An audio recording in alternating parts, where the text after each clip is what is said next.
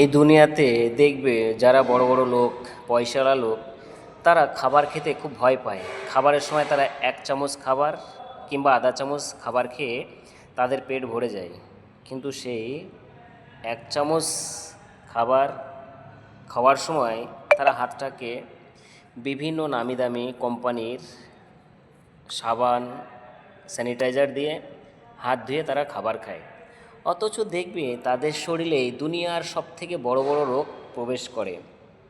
Cancer, sugar, বিভিন্ন ধরনের রোগ তাদের শরীরে প্রবেশ করে। তারা হাঁটতে ভয় পায়, রোদে যেতে ভয় পায়।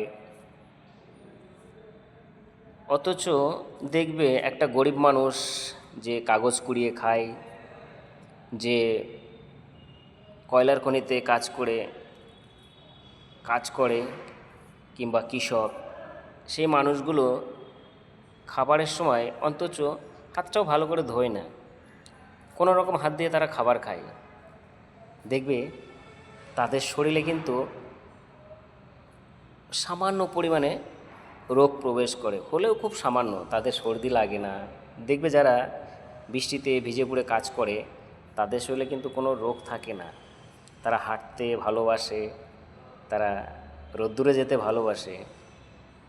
অথচ দেখবে যারা অট্টালিকাতে থাকে, বড় বড় অট্টালিকাতে থাকে, তাদের শরীরেই রোগের বাসা বাঁধে।